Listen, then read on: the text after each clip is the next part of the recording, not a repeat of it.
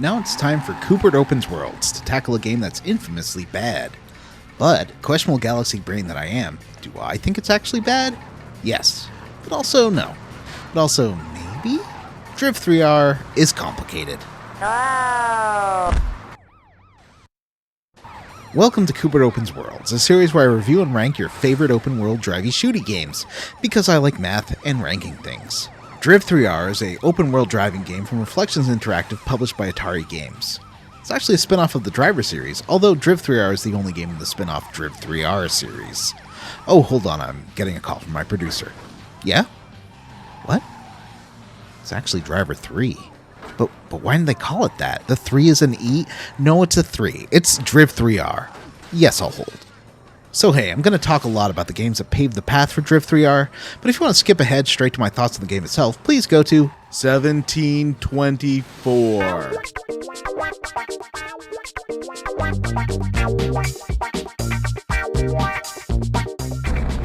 Driver was pretty groundbreaking on its release in 1999. Open-world driving games were in their infancy. Before this, you had Test Drive 3 with very early open tracks, stuff like Hard Driving and Race Driving the arcades and their very terrible console spin-offs, and VET, a polygonal 3D racing game that had a complete map of San Francisco you could drive across. Released almost concurrently with Driver was Midtown Madness, an open-world driving sandbox game on PC with various race modes. On PlayStation, previous to Driver, there weren't a ton of open-world driving games to really talk about, the most notable release being Felony 1179, a strange kind of pre-Burnout created by Climax Entertainment, the Shining Force people. But Felony 1179 was a bizarre, chaotic arcade racer. Driver was something else. Now, I may be a little biased when talk of Reflections and their games come up. I've always loved Reflections, even before I could actually play their game. The incredible screenshots of their first release Shadow of the Beast mocked me ruthlessly from the pages of Video Games and Computer Entertainment in 1989 because I did not have an Amiga. Reflections didn't come up with Driver whole cloth. It was a continuation of the physics and handling model they created with Destruction Derby 1 and 2, early PS1 games released by the lovable owl-having Psygnosis. As a longtime physics fan, Destruction Derby 2 was the first game I purchased for my new PlayStation, bought with my own money from cash I'd saved up working part-time. The Reflections Destruction Derby games featured deformable models and realistic living physics interactions that made sense. They weren't games about winning races, although you were in a race, they were games about getting the most points via spinning and knocking out your opponent cars. Driver took these physics and this style of rear-wheel drive oversteering beasts and mapped them onto a mission-based driving game. You have 2.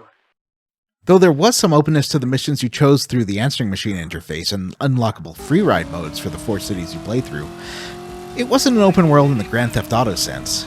GTA 3 wouldn't be released for another 2 years, and the original Grand Theft Auto games, while open world and mission-based, existed from a top-down 2D viewpoint and focused on the chaos and mayhem an open world offered, both in exploration and in playing out missions.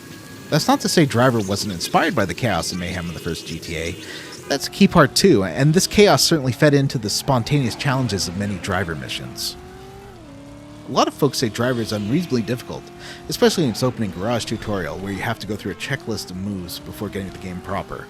This is inspired, as is much of the game, by the Walter Hill film The Driver, where Ryan O'Neal proves his chops by terrorizing interviewers in a Mercedes-Benz sedan.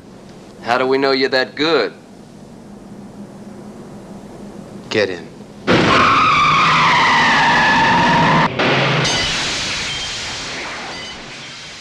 By the way, what's up with Walter Hill movies being so influential in game development? What with the Warriors and Streets of Fire inspiring the Double Dragons and Final Fights of the world and all. The parking garage tutorial is considered the Dark Souls of driving games by people who compare everything to Dark Souls. It expects you to know all the commands without any instruction on how to do them. You have a strict time limit and 3 impact strikes. It is doable though. You can do the burnout, speed, and brake test right away by slamming on the circle button instead of X. Both accelerate, but the circle accelerates in italics. In other words, it's the burnout and drift button. Hold circle down and then hit square before you plow into the wall at the other side. To get the reverse 180, hold down square, then start turning. Hit triangle, the handbrake, halfway through the turn to get the quick turnaround. To get the lap, just do a lap around the garage without hitting anything. For the slalom, weave between posts using circle to make the car drift easier. For the 180, drive straight, fast, and start turning. Hit triangle midway through the turn to snap it all the way. Finally, for the 360, just hold down circle in a direction and you'll do sweet donuts.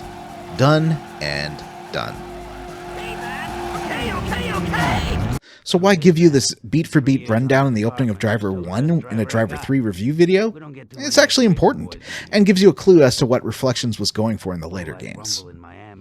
The first Driver game tells the story of a former race driver, now undercover cop Tanner, being plucked from the NYPD to investigate a criminal organization led by a fellow named Castaldi, using his connections from his racing days to get in with low-level leaders before slowly raising his profile. Obviously, being a 1999 game, this was before social media would have made this attempt far more difficult. From the 1970s style trappings of funk, big old sedans, and blaxploitation style pimps, you might think this series was set in that era, but the first game is very vague on the year. Like how it was inspired by The Driver, Driver also grabs moments from other famous action scenes of the 1960s and 1970s, like the chase through San Francisco in Bullet.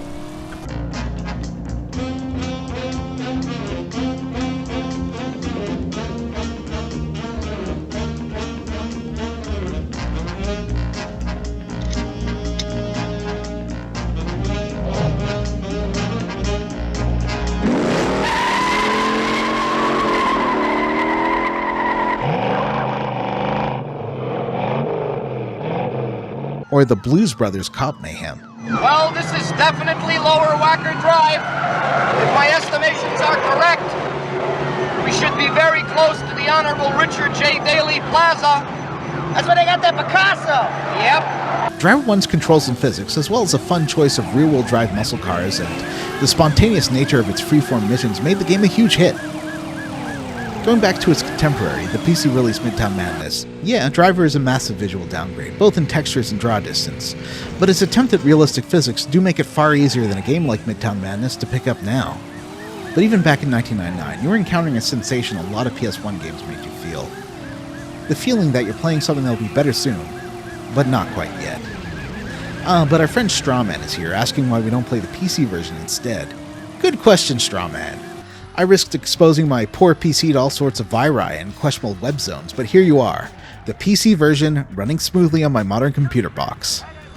I couldn't figure out how to map an Xbox gamepad, but it plays reasonably well with WASD controls. It doesn't compare with the made-for-PC graphical treatment Midtown Madness offers, but seems like a perfectly cromulent manner of playing the game, should you want to. Surprisingly bad pop-in though, and personally I think the overall look of the game suits the lower resolution and grainy graphics of the PS1. It looks perhaps a little overly clean and sharp on PC. Driver 2, meanwhile, is a game I somehow completely missed during its original release. I've been playing more PC games that year, and it had received mediocre scores. I've played the first couple of missions in preparation for this review, and it seems alright. I'll have to dig down deeper into why it flopped critically one day. It does allow for Tanner to get out of the car, but there's no combat. This was still a pre-GTA 3 world, and it shows. It retains all the hallmarks of a late PS1 release, like the impressive physics and textures and effects on the vehicles, but its ambition really does shout, what would this be like on a more powerful system? Which seems weird for a fan of PlayStation 1 games to say. Wouldn't that apply to all PS1 games? Well, to me, no. 2D games like Symphony of the Night are the crystallized ideal of a 2D platformer on PS1. But something like G-Police is a game where its ambition obviously outstrips what it's capable of performing with a draw distance of about 20 meters. This doesn't mean G-Police is bad, but it is severely visually compromised by its draw distance as a sort of Desert Strike-style helicopter adventure game. Both this game and Driver are hampered by their ambitions to create the kind of game that the PS1 just doesn't have the horsepower to output. But I personally feel like Driver is fun enough to still be worth playing in spite of the technical problems. But there definitely are 3D polygonal games that make perfect use of the hardware by scoping the sort of game they are and how they're displayed. Like Vagrant Story by Squaresoft and Colony Wars by Psygnosis. By using an isometric viewpoint and creative limitations on character models during the cutscenes, Vagrant Story is, to me at least, the peak of what a fantasy adventure game can look like on the PS1. Its look gives me a nostalgic hit whenever I see it. The light halos around the characters, the incredible composition and editing of the cutscenes, the economical use of polygons in its room design. Or take something like Colony Wars, a spectacular, smooth, and gorgeous space combat series that uses the emptiness of space or simple planet surfaces to save the horsepower of the PS1 on the ship models instead. Of course, I'd have a million folks be mad if I don't mention Metal Gear Solid 1 as well, which was impressive but definitely strained against the confines of its system and felt much more at home in the next generation. Still though, those are some pretty cutscenes. Captured by next generation special forces, being led by members of Foxhound. I will take a brief aside and note, like my Square Roots co-host Matt, some people just can't figure out what they're supposed to be looking at with PS1 games and just see a mess of pixels. What is that? Is it a bird? Is it a vampire? Why is its chest concave? What is on its hands? Is that supposed to be a man? Are you... Oh my god. How can he not see this is an agender twink leather slut with claw hands?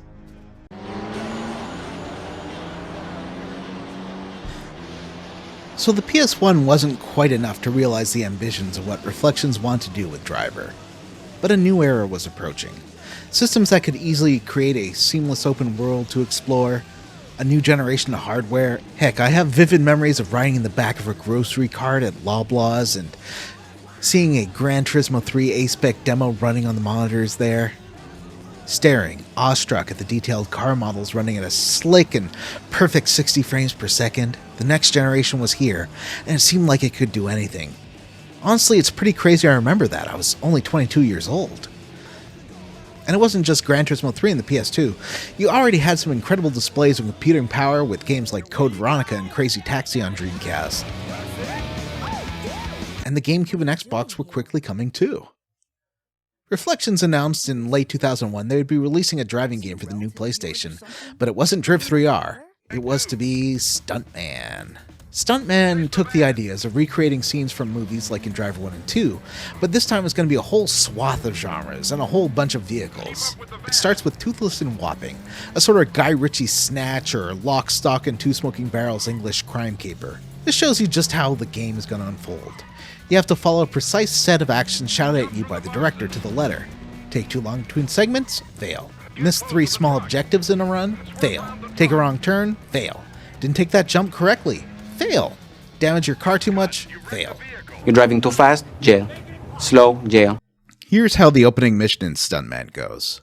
Remember, it has all the same controls as Driver, so X is accelerate, and circle is still accelerate, but in italics. Hit circle to accelerate. Do a 180 with triangle to swing your car around, hopefully better than me.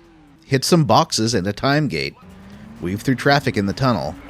Through the gap here and hit some tires. Hit more boxes. Around the trash bin. More boxes. Finally come to a gentle stop in the brake zone. Good job. Yes, it was very much exactly like the garage scene from Driver 1 all over again. Although the actions you can do are mostly spelled out more clearly with icons, and time limits are explicitly stated on the screen alongside a timeline showing which stunts you passed and which you failed. Also, these runs are 2 minutes long at most. On the downside, it can take you dozens of attempts to get a single one right enough to progress, and getting them perfect may require more skill than my ancient brain can muster. So why is this game so hard? Why are all the Driver games so hard? In fact, based on games I've looked at on this channel so far, like Project Gotham Racing, Metropolis Street Racer, and The Getaway, why are English games so hard? The answer is the ZX Spectrum. It's something these developers either grew up with or started their careers with. The ZX Spectrum famously is a mysterious box into which all English children must place their hands and endure the most horrific pain ever experienced. You see this? Put your right hand in the box. What's in the box? Pain. They take the mantra that reasonable difficulty is the mind killer to heart, and their games will show you the same lack of mercy. When I booted up Stuntman to record some footage, I had my original save from 2002 on my memory card, and it was fun to see what mission had me stuck, the final run of the Indiana Jones-alike Scarab of the Lost Souls, where you pilot a little German armored car thing. And you know what? I completed it. Take that, 20-something me. Step aside, 40-something me is here to finish what you started.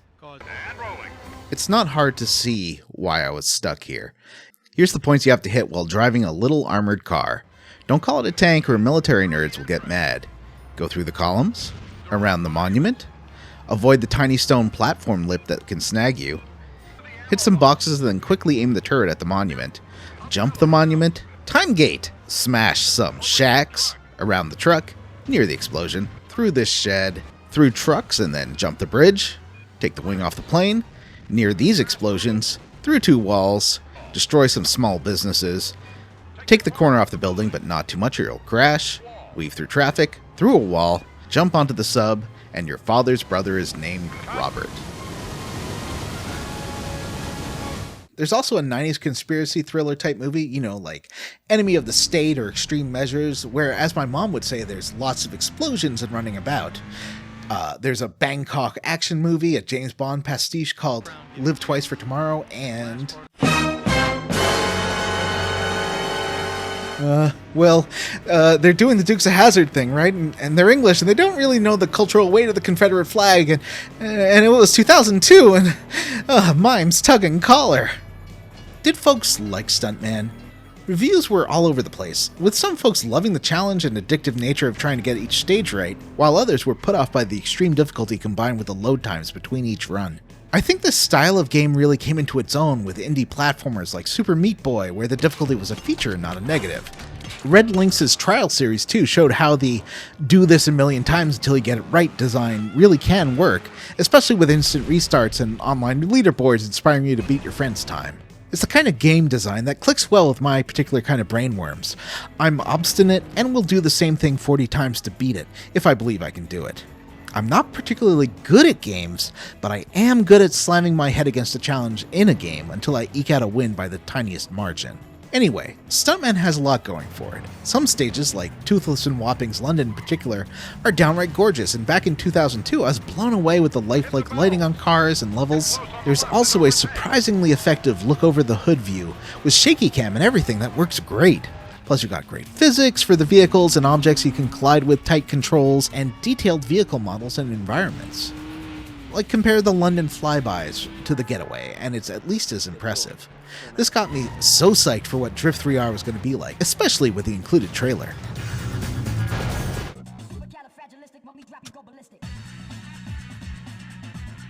While most game sites claim DRIV3R was announced in July 2002, a few weeks before that, Reflection snuck into what Stuntman called the DVD Extras, the first trailer for DRIV3R, but then they more logically called it Driver 3.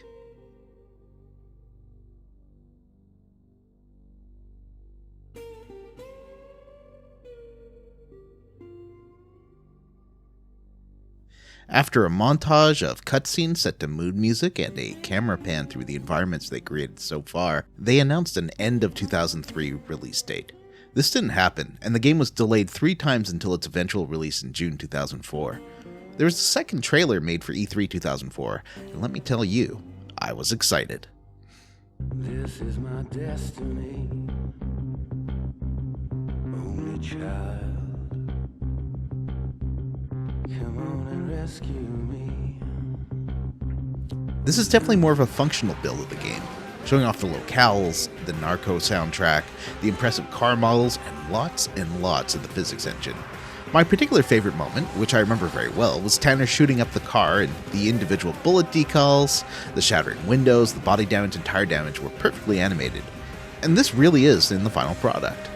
Now you might say, firstly, that a 2-year gap between announcement and release isn't too bad, and a 7-month delay isn't really anything. Back in 2004, this was scandalous, I tell ya. The internet was full of scandal, and that definitely wasn't the only scandal to hit this game's release, but more on that later. It was a big game, with a massive marketing campaign, ads in every magazine, and TV commercials. Given the popularity of the Grand Theft Auto series, obviously Infogrames and Atari felt compelled to meet the same kind of success, whether or not the games were really the same sort of concept. And while my expectations for the game were reasonably high, I already knew from Stuntman the limitations on the engine, especially in rendering people. What I got, though, I definitely had mixed feelings on. Since the release of the original Driver, I had eagerly purchased Grand Theft Auto 3 and Vice City, and completely devoured them both, using my obstinacy to get through even the toughest missions. And while the more cartoony world and decidedly non-sim handling the vehicles in those games weren't quite my speed, I loved them. They were just plain fun, with immense cities to explore, great radio stations, particularly in Vice City, a wide assortment of cars, and just tons of stuff to do. DRIV3R starts out completely on the wrong foot. You begin in Tanner's fabulous Miami home, and we are immediately greeted by maybe the worst on-foot controls of any open-world game I've ever played. Sir, you're cleared for the range. You said to let you know. Whether in first-person or third-person mode, the camera feels incorrectly inverted, the view is loose, and you're constantly stuck on objects. Just trying to get out of his house is a chore. I do recognize this house, though. This is 100% that house from Heat. You know, you can ball my wife if she wants you to. You can lounge around here on her sofa, in her ex-husband's dead tech, post-modernistic bullshit house if you want to. But you do not get to watch my fucking television set. Right, I'm forgetting something. Before that, you're treated to a deliberately paced opening cutscene. This is also very different from what Grand Theft Auto 3 did, and very different from the majority of big-budget games of the era. It was pre-rendered. This was par for the course when the first two Driver games were released, but even back in 1998, a different way of doing things was being teased and brought to you by three massively influential games: Half-Life, Metal Gear Solid, and The Legend of Zelda: The Ocarina of Time. All three featured story beats that were rendered in-game in their own way. For Half-Life, it never left the first-person viewpoint of Gordon Freeman. For Metal Gear Solid, its cinematic and anime-inspired cutscenes were dynamically rendered in-game, straining against the limits of the hardware. What's a Russian gunship doing here? I have no idea. And Ocarina of Time had simple but effective cinematics using the in-game models to cleanly explain the story with surprising style and emotion. And let's not forget what my Special Boy Vagrant story did with its cinematic visuals, somehow almost exceeding what the PS1 could do with smart texture and framing decisions. Even Square was limiting the number of them in 6th generation games after leaning on them so hard in PlayStation. Sure, Final Fantasy X and XII had them, but only during a few key moments, with most scenes rendering out in-engine. Even when modern games use pre-rendered cutscenes, and they do, Final Fantasy XIII, for example, used models very close to their in-game ones to disguise pre-rendered cutscenes, and original hardware they flowed seamlessly between the two. However, when running the game on modern machines, you'll immediately notice the drop in resolution and frame rate.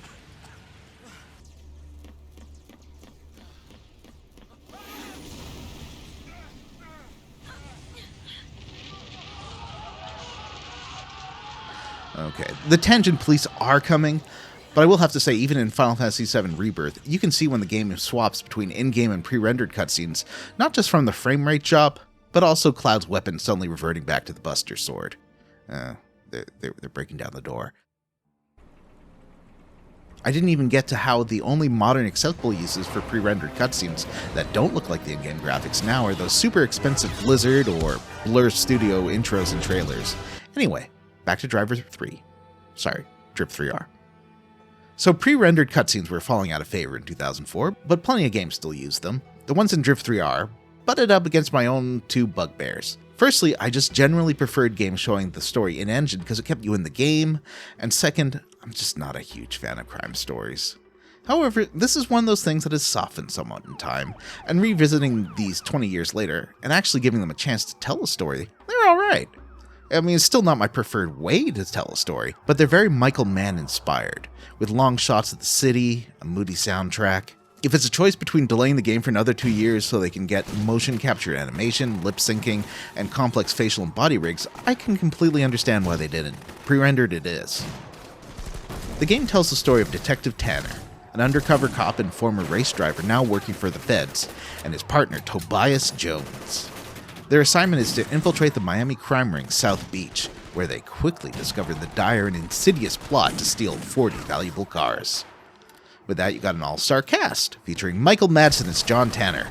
But this is different. This is a war. No, it's an extermination.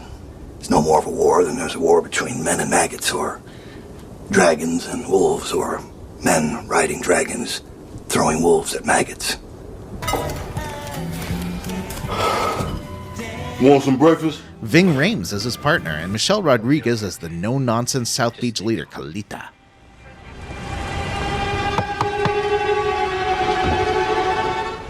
What the hell were you thinking?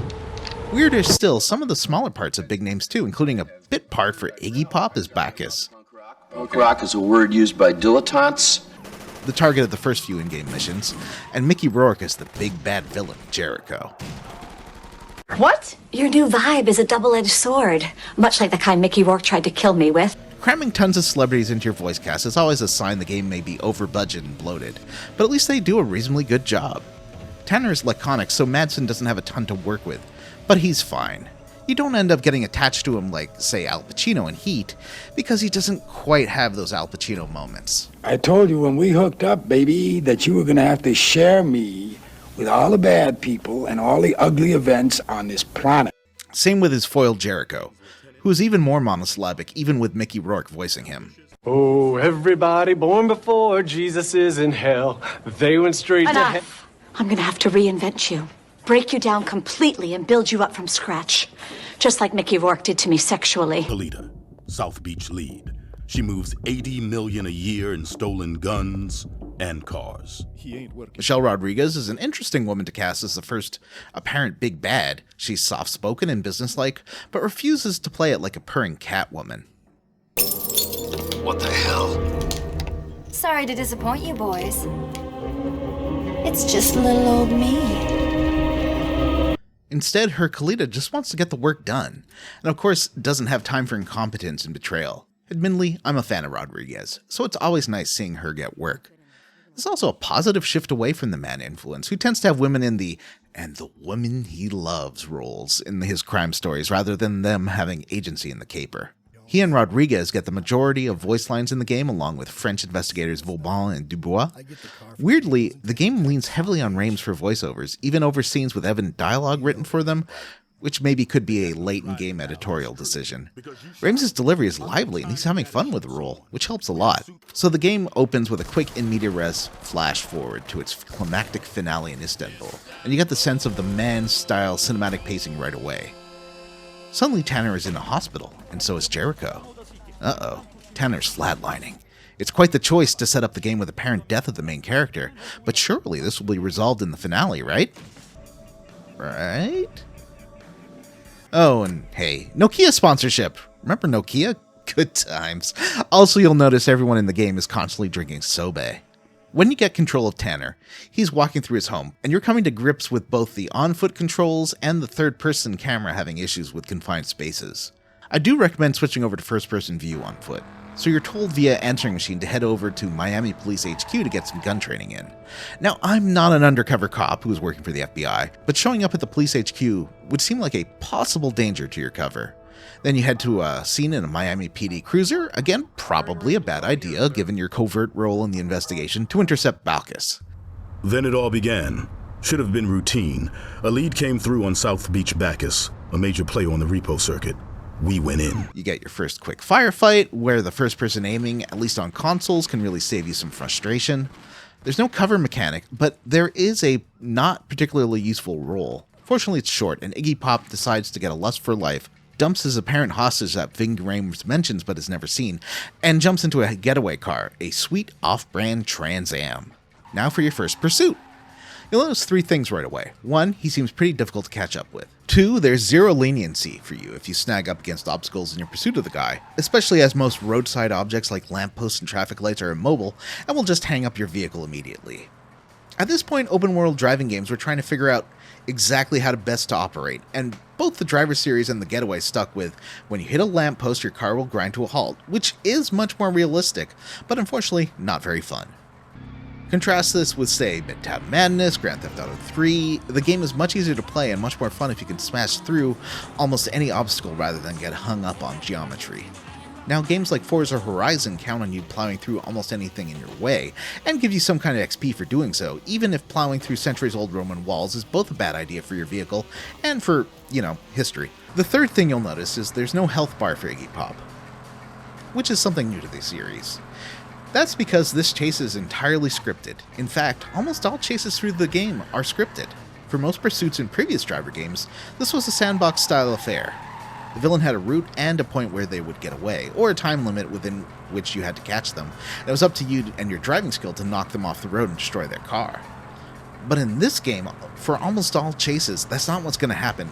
You'll pursue them, they're scripted to be too fast to catch up with, and they'll hit a geographic trigger point along their route where it stops and switches to an on-foot action or cutscene. The most frustrating part of this is that their vehicles during these scripted pursuits are invincible, both to you, yes, you can catch up to them if you drive better than Reflections thought you could, and to oncoming traffic. Contrast this with an Infamous, or at least I assume it's Infamous, I don't know, I haven't seen anyone else talk about it, but it's one of 3 really difficult missions. Grand Theft Auto Vice City mission, where you have to murder a property owner at a driving range on a golf course. The first few steps are unskippable. You have to get a golf outfit, head to the course, drop off your weapons, and get to the driving range. He'll sick his guards on you and run off to a golf cart. From there you have a ton of options and plenty of time to do it. You can engage with his guards, run off on foot, or get onto a cart of your own. I've completed this mission in a variety of ways as I've been testing out different versions of Vice City. This time here I got lucky and ran his golf cart off the course to the water, where he immediately drowned and mission over. But if you let him get to the exit, he'll get into his limo, which you can carjack yourself if you want, or you can place cars blocking his exit before you even get to the golf course. There's truly a cornucopia of options. The controlled chaos of the PS2 era of the Grand Theft Auto series gave the groundwork for your own ways to play, something that the later games don't quite nail, and only the Watch Dogs series has been able to match. It's fantastic. But no, you're unable to knock Iggy Pop off the road and instead have to follow him around for a few minutes before he's eventually hit by another car in a scripted event. On the plus side, the car controls are excellent, and once you get the hang of not hitting unbreakable roadside objects and keeping up with the target, it's pretty fun. But it's basically a run from Stuntman, just without the prompts and UI telling you to know the time limits involved and the points you have to hit. This will become more obvious as the game progresses. Tanner shoots Iggy Pop, non-fatally, and then tells Mr. Pop that he's going to get him off the streets and return the missing V8 to Kalita. Iggy Pop agrees and then reaches into his coat. Tanner shoots him immediately, and it does appear to be revealed that Iggy was just reaching for his keys. Fortunately for Tanner, there are 0 consequences to this action.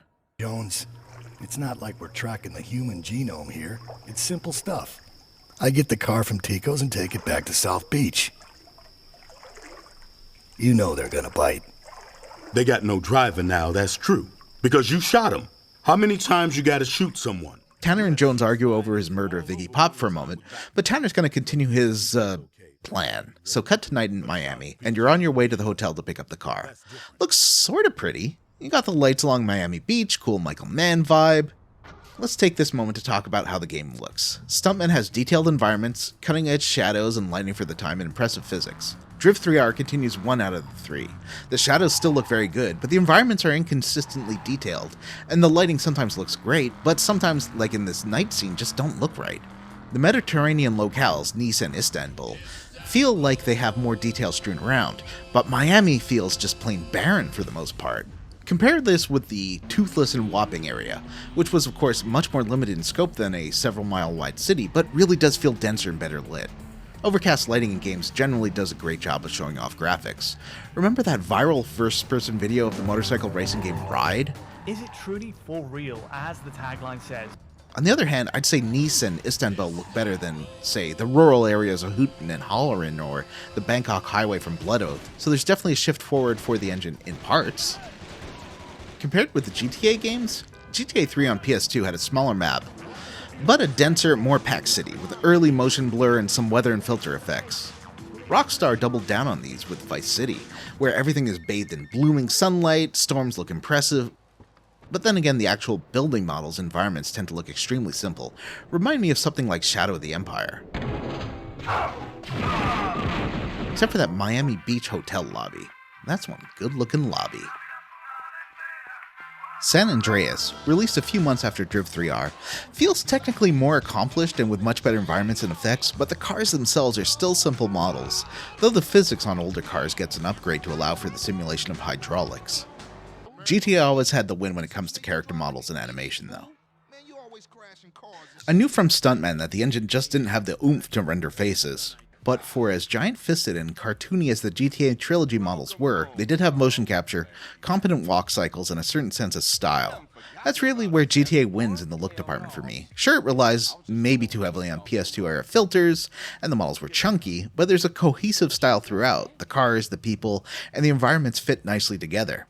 It sticks out a little in the Definitive Edition remasters, where the lighting is improved but has a completely different color pass without the dominating filters, and everything could look a little sparse, much in the same way DRIV3R does on PC. The PS2 GTA games feel more inviting to goof around in, but then again, DRIV3R isn't really about goofing around. The other open world game series from the UK, though, graphically and story-wise does what DRIV3R does too, and in many ways trumps it. The Getaway's environments, character models, and vehicles were unmatched until GTA 4 came along 5 years later. Or maybe True Crime New York? The engine was built from the ground up to be able to do cinematic cutscenes and on-foot gameplay as well as driving, and while dated now, they're still impressive for the hardware. With everything except for physics, visually the Getaway has DRIV3R beat, but I'll get back to physics in a bit. Visually, DRIV3R has some bright spots, but overall is pretty average for the 6th generation. Let's not even get into how good some of its racing game competition at the time, like Burnout 3 or Gran Turismo 4 looked. Gran Turismo's almost unfair. They were on one console, have master artists and programmers and massive amounts of money behind them, plus the environments were limited to a tunnel around the player car, not an open world where you could step out and explore, but still, Gran Turismo 4 is a great looking game. DRIV3R really fumbles its on-foot sections, not just for how unplayably bad they control, but for how drab they look. The camera getting hung up repeatedly on walls doesn't help though. You make your way through the hotel's back entrance, up and down some staircases. Again, the first-person view is best for these scenes as the camera generally won't get hung up on walls.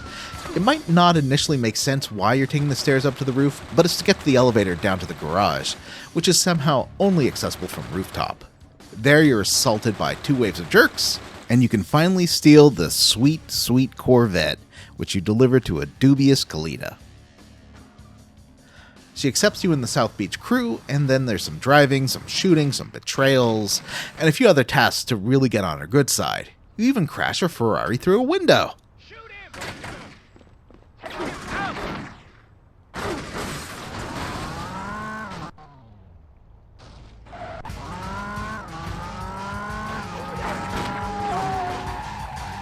Michael Madsen does a slideshow for Rames and emphasizes that Kalita must be working for someone else as this job is too big for her. Cut to slow motion Michael Mann walking, and Solomon Kane from Driver 2 and his bodyguard Jericho / Mickey Rourke. The gangster most other gangsters would like to whack. Never goes anywhere without this man, Jericho. Well, you know what they say, boys. If you can't stand the heat, get off of Mickey Rourke's sex grill. The next notable mission is where you, along with Lomaz, chase the Gator, who has betrayed Kalita for the last time. This initially took me, let's say, around 3 hours of retries to get through. There's a few friction points, as we see where we head out to the Gator. Lomaz, also in your car, tells you he's going to shoot out the tires. I tried for a few to get Tanner to swing a gun out of the car, but sadly, this is not a feature in the game. I don't know why I thought it was. Instead, you're controlling Lomaz as he shoots, sorta? He says, "Get me close to the escort, I'll take it out," but you have to control his shooting. And the vehicle with the arrow on it isn't the escort you're supposed to be targeting, that's the Gator. They're on a scripted path with some randomized elements. Basically, they can take a few different turns, and you can take out the escort car early, but all chases end with the Gator almost getting into an accident leaving this alley. However, interestingly, you can do some damage to the Gator, which will be taken account through the finale of this mission. The real tough part comes when you're on foot. You're walking through a few different rooms of the marina, many of which have health hidden around, but you and especially Lomaz can be easily killed if you don't take out the enemies fast, though. Check out those physics! This is pre-Half-Life 2 and not even a Havoc game. There's a reason the trailer spent so much time on the destruction of the cars, as the damage model, physics, and excellent driving dynamics all show off how the game handles these calculations admirably. Physics Corner! So how do the physics compare with the other games of the era? I'd say DRIV3R is the best of the bunch, if we're talking about Grand Theft Auto 3, Vice City, and The Getaway. Cars are weighty and slide around turns, but it's relatively forgiving, and generally won't have you losing complete control of your car every time you brake. There's good physics from smashing into roadside stuff, and a fun selection of breakable objects, though some work better than others. The shelving in the marina works perfectly and is a great demo of the game, as is shooting at a car. but the boxes in the marina warehouse just slide around and flip with no resistance, yet also seem to damage your character if they hit you.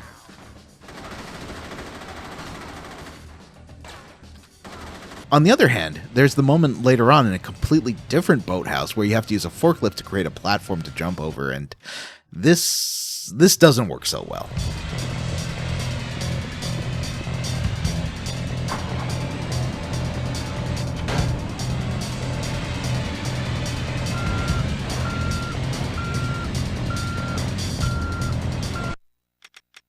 Grand Theft Auto 3 has more go-karty style cars that centrally pivot rather than simulating wheels and suspension to any refined degree. Same with Vice City, where Lamborghinis and Testarossas are as easy to drive as a New Yorker. It wouldn't be until Grand Theft Auto 4 that they go all in on simulating floaty suspensions, rear versus front wheel drive versus all-wheel drive cars, and the reaction from the fanbase was negative. Having floaty boats that steer and corner badly may be realistic, but a big portion of the folks that like these games want their car handling to be fun, not punishing. You might be like me and think that big floaty boats with broken suspensions like Nico's cab are fun to drive, but we are sickos. The Getaway, meanwhile, does try to do a more realistic representation of the licensed cars, but doesn't have the same kind of vehicle deformation that Grand Theft Auto or DRIV3R does, and its handling often feels more squirrely instead of predictable, to the point of frustration. Back to the game! The worst point comes at the pier in the marina, where you have two guys shooting at you, who you have to pretty much ignore to get to the waiting speedboat as the gator speeds off to Speedville. You have about 8 seconds to get from the door to the other speedboat, and if you exceed that, instant game over. Many guides suggest ignoring the two henchmen on the pier, but I find killing them both quickly with a shotgun results in less health loss than letting them unload bullets into you as you slowly climb into the speedboat. Lots of game overs here. Then you have to chase the gator to the cluster of shacks on stilts, Stiltsville. However, if you just follow the gator to the shack and try to get out, you'll be caught in the sights of 3 unseen gunmen who kill you as you struggle with the controls, accidentally ending up in the water, trying to climb a ladder, or respawning back in the boat. The secret is to park out of range of the first 2 gunmen, shoot them blindly, then slowly creep up to the side of the building and take out the third on the balcony before trying to get into the stilt shack. At this point, you may get killed by the guy waiting with a shotgun around the corner, as the camera gets stuck in the tightest hallway possible. Again, first-person mode is the way to go, as is practice. As always, the checkpoint here is back at the beginning of the marina, so you'd have to work your way through the guards again, and that 8-second race back to the speedboat. In the shack, you have to systematically work your way through each room, which does fortunately have a lot of healing items, and basically memorize where jerks come out with guns. At the end is the most cheesable boss fight ever, where you can easily peek over a balcony through a doorway and unload bullets to the poor gator. The end. Nice. It's time to go to Nice!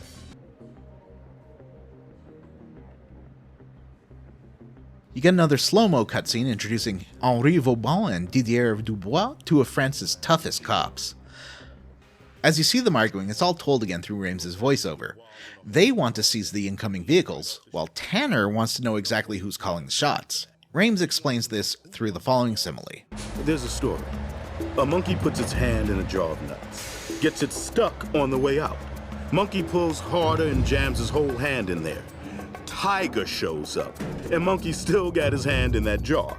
The story goes, smart monkey lets the nut go, and lives.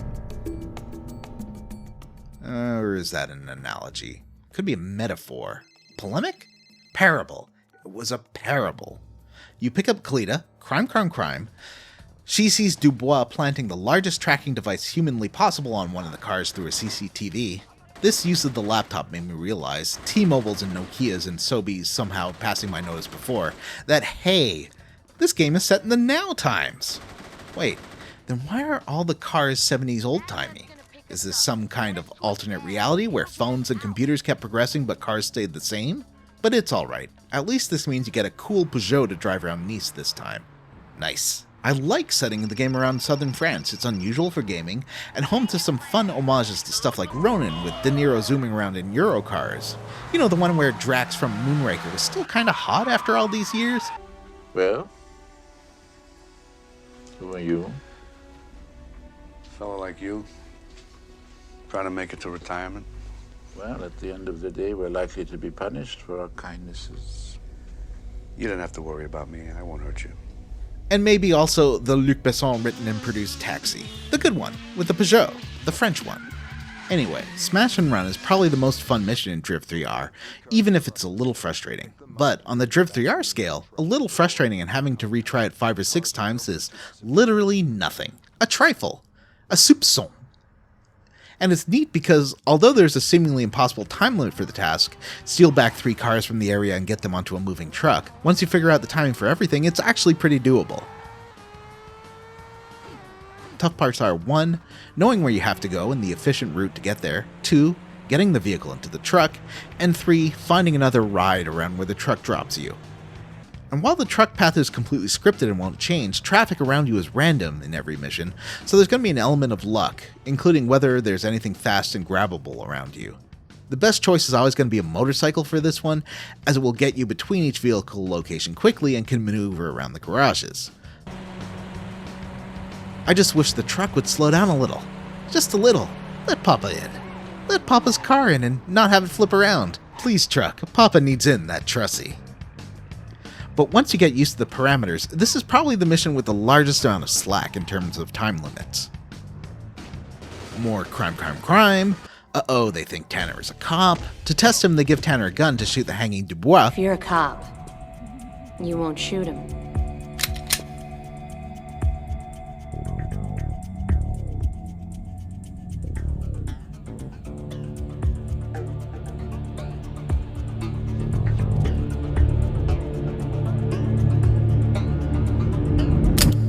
But the gun isn't loaded. Phew. Again, I don't think Tanner is a very good cop. He gets speeded by the bad lady Fabienne and suddenly can't go below 50 miles per hour, which is a fun time. It will explode when you drop below 50.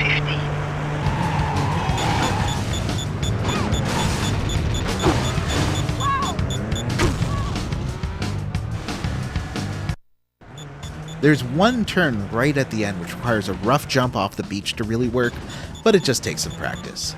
The end where you have to ditch the car and have it blow up is pretty satisfying once you get the timing right, too. Fabienne gets the drop on Khalida, and then Lomas gives you the option to either run straight to Khalida or stop the truck full of bad guys on the way to her first.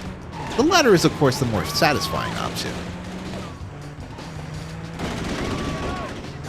Then you get the second half of the mission, and the second extreme frustration section of the game. You save Khalida, but then have to pursue Fabienne in what appears to be an Alfa Romeo Montreal. She'll select one of 3 or so paths at random, but all have the same endpoint. You're not supposed to be able to catch up and damage Fabienne on the way, but if you end up doing this mission a couple of dozen times, you'll find yourself catching up to her and finding out, hey, you can't actually damage her car.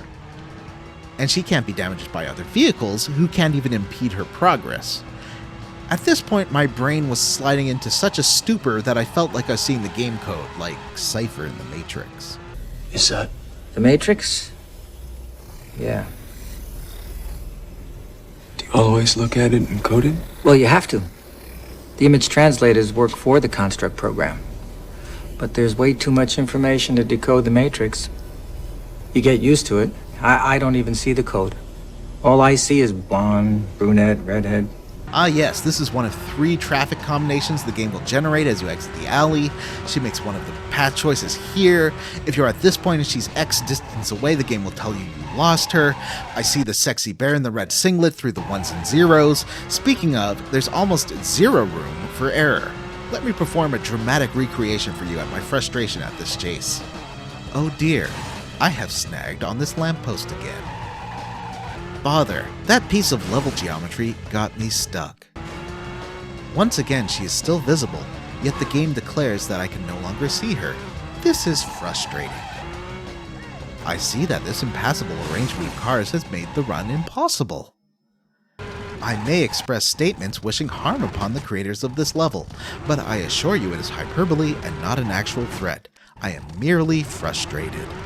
It seems as if she'll pull over at predefined points in the chase, though if it's due to catching up to her, please let me know in the comments. Either way, now you get to gun her down.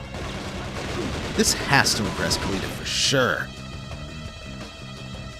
One aspect that the entire Driver series does that you just don't see much anymore are replays. Every mission has a replay afterwards, which not only automatically cuts your driving together with cinematic angles, but also allows for director mode where you can set up and place cameras and cuts. I spent a weird amount of time with this, especially back in Driver 1. It's a neat feature that even survived all the way up through Driver San Francisco in 2011. Anyway, Fabienne is super dead, because you're a very good police officer who definitely does things ethically. But then, crime, French cop gets mad at you for impeding his takedown. This is over. They kill him tomorrow. I came to find out who wants the cars. That's what I'm here to do, to finish this. We get Dubois out, and you quit this case. Affaire classée. And you go to rescue Dubois, which is definitely a mistake, as it was a super obvious trap. I remember you. You're the cop. And I'm the guy who said I'd find you. Uh-oh, Mickey Rourke has found you. No, Liz, don't test it, especially this early in a relationship. It's like when Mickey Rourke tested his catapult on me. And he shoots Dubois.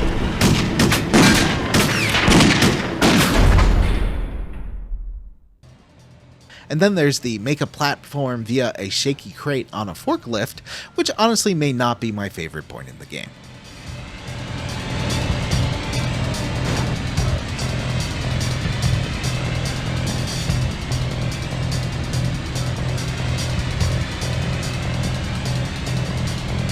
Stop him!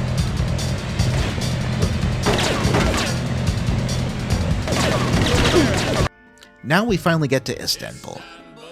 Honestly, you're not here for very long. Even with the traffic-style sepia bathing of everything, Istanbul is a nicely detailed city with good-looking buildings and density. You snoop on more crimey stuff. The cars will be delivered when and where we agreed. All you need to do is fix the money drop. Fix it up with Kalita. This is not the problem. Problem? You want to elaborate on that for me? Miami. Coconut Walk. My employers say the Gator is still alive, wanting to talk for the right price. Tanner overhears that the Gator is still alive, so he decides to import him to Istanbul. Meanwhile, Tanner walks out of there and crosses the line with Vauban.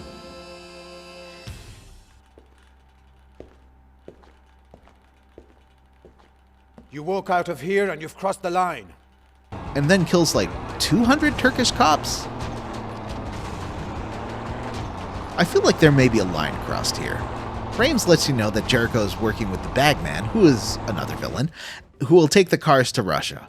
The big drop site? A stadium. Here the game zags a bit, as Kalita senses something's up. The game does a weird bit of Rashomon. Suddenly you play as Rames going over to the Bagman with a weird courtyard shootout.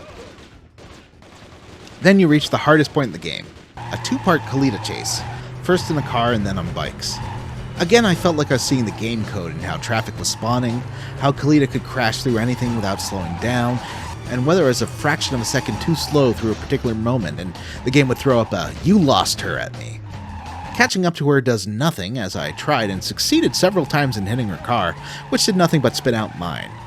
Frustrating since they gave her a life bar that means literally nothing, as you cannot damage her vehicle. The second half, the bike chase, turns out can go on indefinitely, and this time you do need to catch up to her, which makes me wonder if Fabienne was the same situation. I'm not sure. I went on a wild 10-minute chase through the city without catching up to her, and it never ended. However, after a couple more tries and getting close to her as she went through the very frustrating tiny entranceway that I screwed up getting through several times, and finally caught up to her, and that was that. Kalita, now in a cell, tells Tanner and Ving Rhames that the cars are long gone, but they still have a chance to grab the Bagman. More betrayals, a bomb truck, a chase the train mission that I completely borked up, but the game just somehow let me drive in 5 minutes late. Did I complete this mission in any way like the designers wanted me to?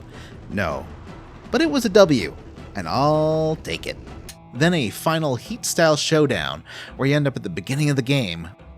And so, in beautiful poetry, the game ends as it begins. Mistake. and now he and Mickey Rourke are lying comatose in hospital beds, flatlining, holding hands. Probably. And that's the end of our story. Nabız atmıyor. Hemen elektroşok cihazını verin. Hadi. Herkes açılsın. Çekilin.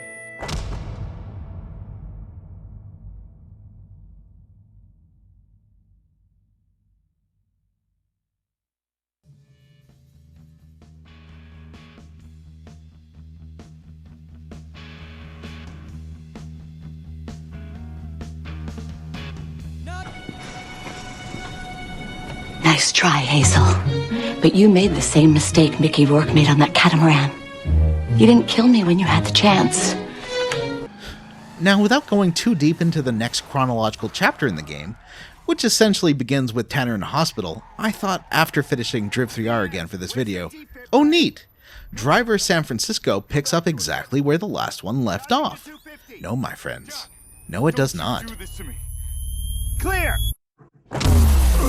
The conceit for Driver San Francisco is that you're in a coma, and you're trying to figure out what Jericho has planned via your own subconscious adventure of body jumping between people in their own cars. But that is a completely different coma than the one Tanner is in at the end of DRIV3R. The man just loves a coma. I'm just gonna floor it, okay? Go right ahead.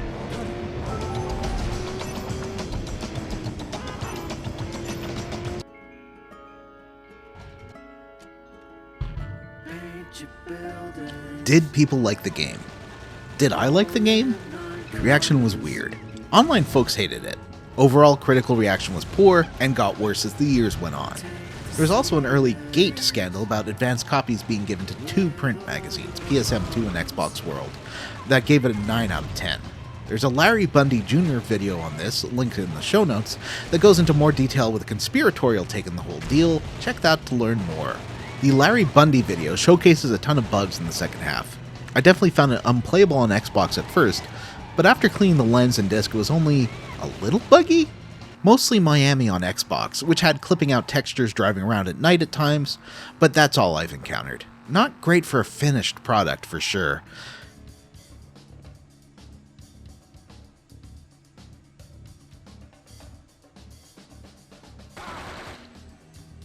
It could be that the PC version in particular was unstable. I tried messing around with that, but could never map the X input controller properly to the game and just gave up. The PS2 version was relatively solid for me. There was that one train mission that completely bugged up in a manner that let me complete it in an hour instead of having a time limit. Though both versions could have their physics completely crap out during intense collisions and spin a car high in the air.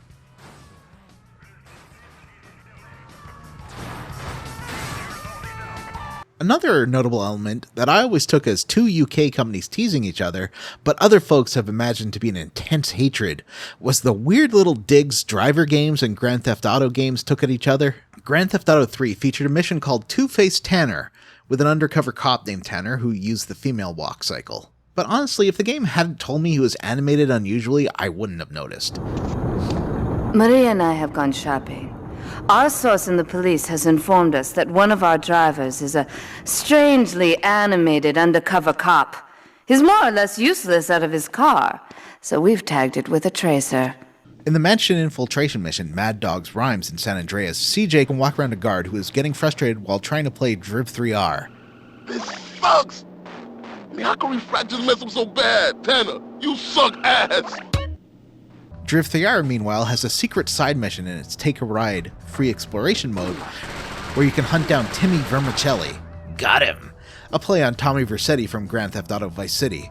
See, he's got massive hands because Rockstar models have massive hands, and he's wearing floaties because he can't swim. Sick burn, boom, roasted. Aside from the Take a Ride mode, there's actually, if you're again my kind of weird, hours of fun to be had with friends trying to see who can last the longest in survival mode.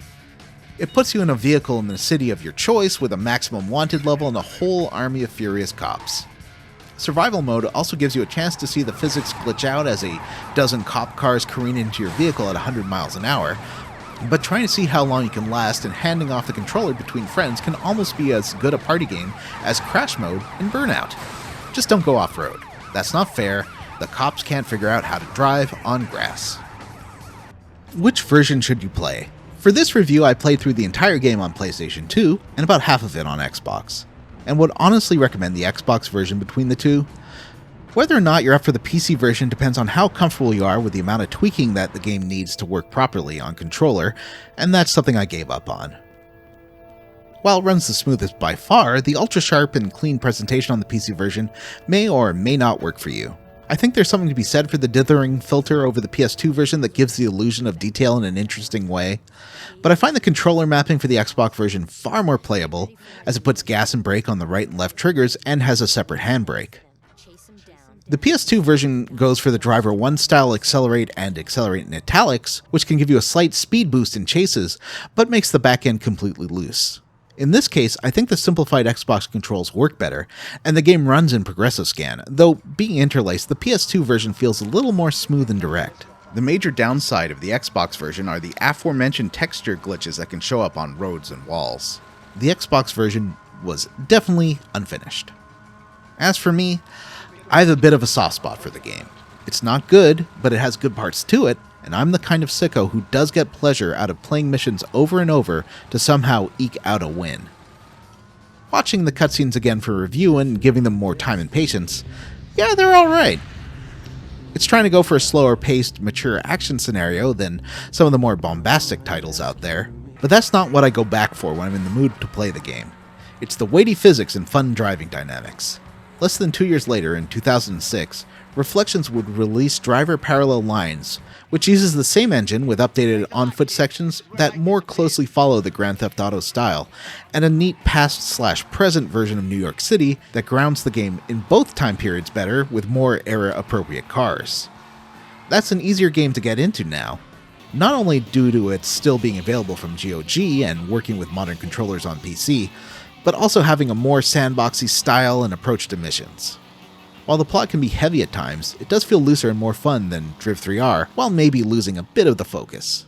All that's left for me now is to apply mathematics to my analysis of the game, much in the style of Jeff Gerstmann and his science. Graphics, 3 cubes. I definitely appreciate the detail of the car models and the work of the environments in Nice and Istanbul, but Miami mostly looks pretty sparse and unappealing. Story, 3 cubes. Well acted and not overwritten, with pulpy but genre-appropriate dialogue.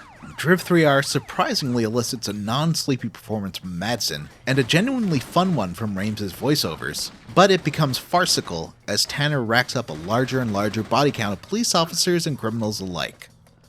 Also, for the most part, it feels that most plot points are played out in FMVs, and are removed from the sections you actually play. But hey, Kalita and Fabienne are both female characters with motivations and objectives. Open world, 2 cubes. There are jumps to find and Timmys to murder, but that's about it. I'd score it lower, but the survival mode, as broken as it can get, is just a wild good time. On foot, 0 cubes. Genuinely the worst an on-foot section has felt in any of these open world games. The camera clipping through the walls, the terrible aiming, random instant deaths, awful.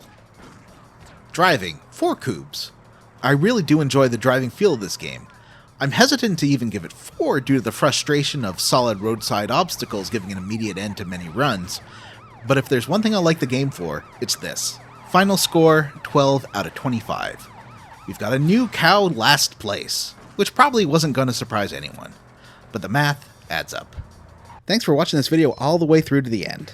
Please tell your friends, and give this a big ol' click on the like button.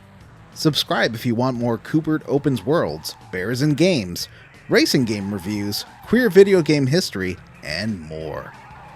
If you think you'd want to hear me talk about RPGs and other such story-heavy games, tell your podcast app to download the Square Roots podcast. You can hear me, Vanessa, Matt, and Jim play through your favorite games a chunk at a time, like a book club. We finished over 60 games now. Goodbye, and I love you. Platonically.